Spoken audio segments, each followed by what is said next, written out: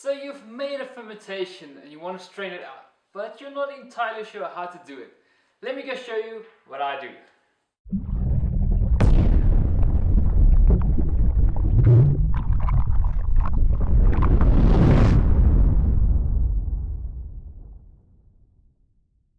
Hey everyone, Distiller Greyling here, one of your favorite home and hobby distillers.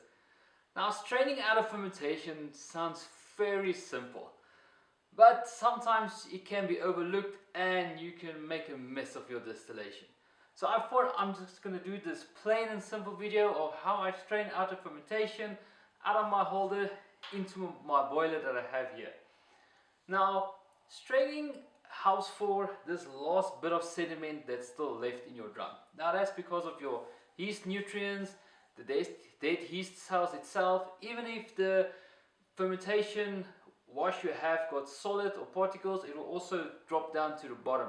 And all those particles sits here right at the bottom. Now if you would take your whole fermentation wash that you have and you put it inside your boiler, and you have a boiler like I have that's got a heating element on the inside and it's quite exposed, you can burn all those sediment, can start to burn on your element, and it can make your whole distillation taste like a burning, mucky, not very nice taste at all.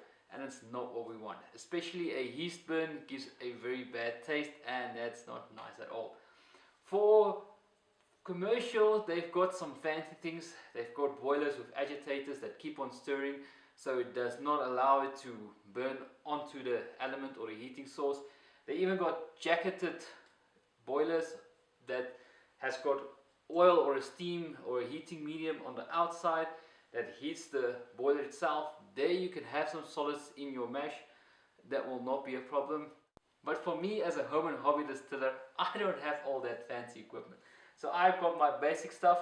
Now, first up, you check your boiler and make sure you got all your connections on at the bottom, that when you start to fill it, nothing leaks out at the bottom. So I've got my valve here. Make sure that it's closed, just like a fermentation vessel. Always make sure you got everything closed before you pour it in. On the other side, I've got my heating element. I will then strain from the fermentation into my boiler. We'll fill it up. As I pour, I like to use this straining cloth. Now, straining cloth is very plain and simple. I don't know if you can see me there, but it still allows liquid to go through, and even small particles, that's fine, but it will trap most of your larger solid, your larger solids it will trap. That's just for when there is maybe still suspended solids floating around and you do strain it out. I like to catch it with the straining cloth and make sure that I've got as little as possible sediment inside my boiler, so that it doesn't go and sit on the element and cause a yeast burn when I do my distillation. Also, for distillation purposes, you want to try and run it maybe slower if you know there is a possibility of sediment. That will also prevent from not having a bad yeast burn or completely eliminate it as well. Now, straining, your biggest companion in straining is time and patience. You need to have patience to let it settle down to the bottom. You also, when you do strain, you do it a bit slower, because if you open that tap fully now, you can cause some of these sediment to come up from the bottom and actually drain out with the tap as well. So we are going to take it nice and slow. That's how I like it, because I make sure that I try to get as little possible of the sediment in as I can. I have distilled a molasses fermentation, was a bit hasty and I didn't check how much sediment is still in. Distilled it. While I was distilling, I was also a bit distracted, I didn't focus, and I burned. My whole element was full of yeast and it burned quite badly. The taste went through my whole distillation and ended up in my end product. I wasted a few liters of rum there, and I even added some wood chips afterwards to see if I can get that burny taste out. No, it's just like burnt rice. If you start to burn it at the bottom, it goes through the whole pot. So I just chuck it away at the end of the day. Made my notes and said never again. Strain nice and slow. Make sure you eliminate all your sediment that you can. for your distillation that you do not have that yeast bit. I will also measure my sugar content again. When you can check the last video I did, this is the same fermentation that I did on the video. So in here, when I started, we had it at 30 brix. I also put it at 30 brix to make sure that the yeast is not, the sugar concentration doesn't stress the yeast. So I want to measure my sugar content again and see where it is. Then I'm going to look at the hydrometer itself to see what the potential alcohol can be with the starting brix and the end brix. And we can work it out and see maybe more or less how much alcohol we're going to get out of this fermentation I've got here. So for now, I'm just going to open the drum, remove the bubbler as well so that air can come in from the top, and start to strain it down slowly.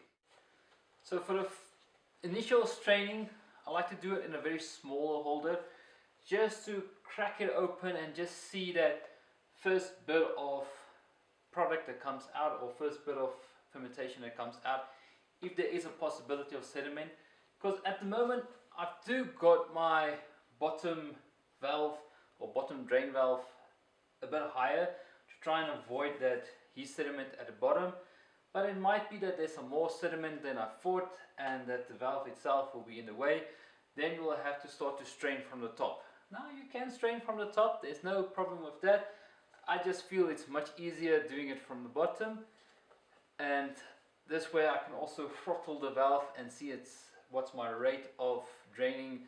As with siphoning from the top, you might need to pinch the pipe, and I don't like it, so I'm going to use my drain valve, do my first pour and just see if there is a bit of sediment coming out or not. Opening it slowly to make sure that it doesn't shoot out all of a sudden. There we go. Alright. If I look at it, it looks fairly clean. It's obviously still molasses, it's still dark. But even if I put it on the sides of the holder, there's no sediment that comes with it. I can see it's just a liquid. So I'm going to be quite happy with this. See if I open some more. Nah, definitely I'm happy. So I'll be draining it straight into my 25 litre bucket. I do got markings on the side, so I will fill it up probably to 15 to 20 litres at a time and then transfer it into the boiler. It's just easier for me that way. You can strain it directly from the fermentation tank to your boiler, but I like to keep record to know exactly how much I strain out. So that's why I will fill it to 15 litres and put it in, and then I know it's 30 litres, 45 litres, up until I know I'm getting to that last bit where I need to focus a bit more, but we'll get to that. For now, let's just start to fill the bucket. Got my 25 litre bucket lined up. Make sure that the bottom valve of the bucket itself is also closed, and like I said, we already tested to see if there's going to be possibility of sediment, and that's out. So I'm just going to slowly open it again, and like I said, we're going to have that time where you're going to leave it to fill. Do it slowly. You don't want to open it too much to have that possibility of sediment being sucked through.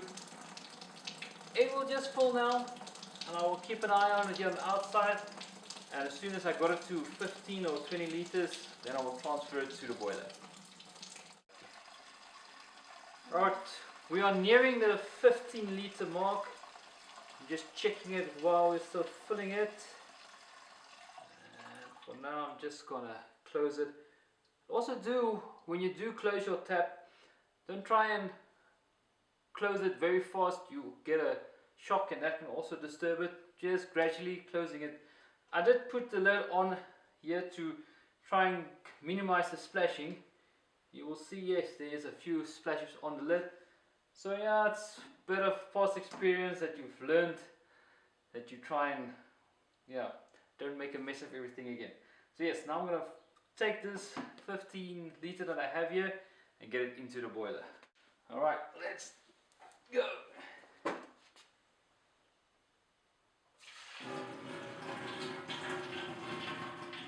There we go.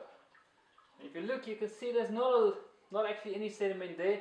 That's a very good sign for me, showing that I'm straining very properly. That mist here and there, initial pour maybe splashed a bit, but that's part of distillation, and part of this whole home and hobby distilling is that you clean up as you go. So yes, I will continue to strain out the rest now. First 15 liters in. When we're coming to the last bit, then I will chat to you guys again. We're throttling the valve a bit and let it actually splash out, and that's more like a fountain type of flow. Actually it helps a lot with the trapped CO2 still inside. With the yeast attacking the sugar and converting them into alcohol, so check out my video of fermentation where I explain it nicely. Your byproduct is then your ethanol and your CO2. And that's the CO2 that gets escaped by the bubbler itself. Now during a fermentation like this, while you are straining it out and having a more splashy type of drain, you are actually releasing some of that CO2 buildup that's still inside. That will also help to prevent a boil over, especially when you're doing distillation or running at a higher temperature.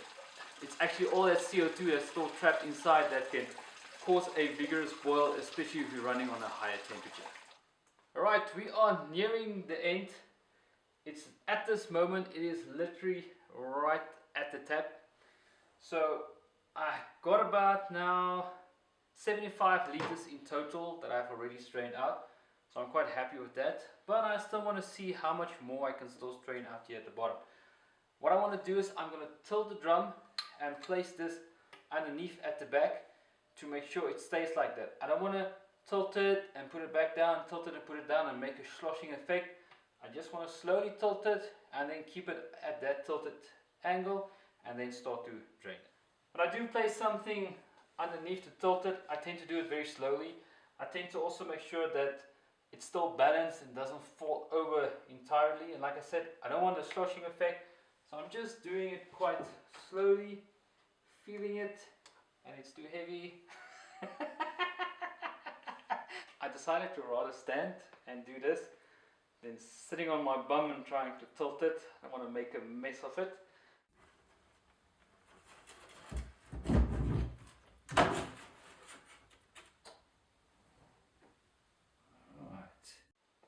Alright, still got it on my makeshift tilting mechanism, still a bit unsteady, still going to hold it, and I'll drain now the last bit and let's see how much we can get.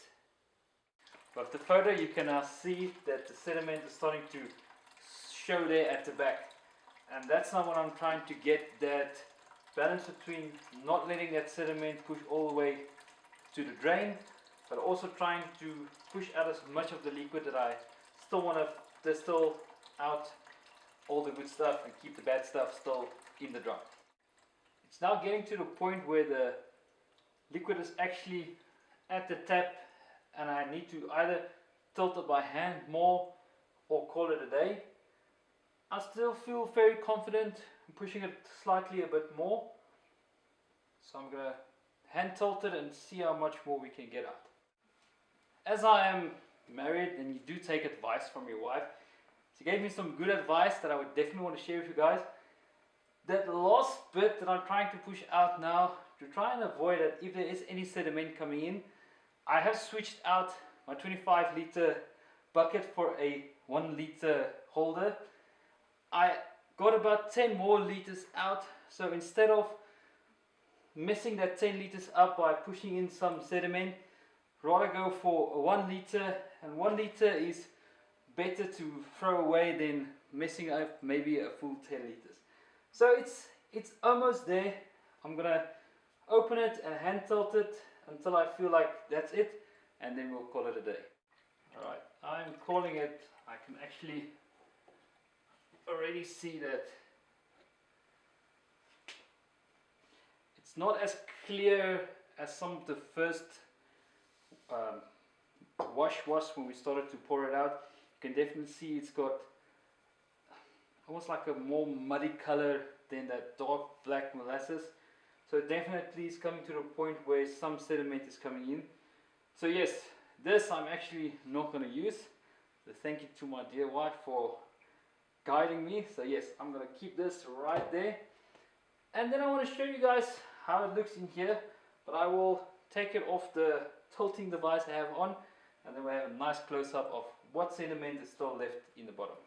So yes, I've got my paddle, as I don't want to stick my hand in here. So let me show you what's still left. So you've got basically dead yeast cells, nutrients, and a lot of muck that can stick to your element or your heating surface and burn your whole distillation, and that's not what I want.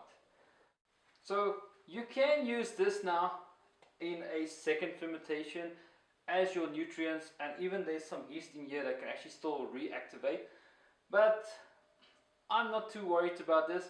I just wash this rum out and get it cleaned up and get it ready for the next time that I want to use it again. That's it what I have for my straining. Everything is now in my boiler, and that I will now get ready for distillation. But for today, just remember, straining is important. Don't get that sediment into your boiler. It can cause a lot of mess and unwanted taste. And as always guys, remember to be awesome, to be kind, and be yourself. Cheers.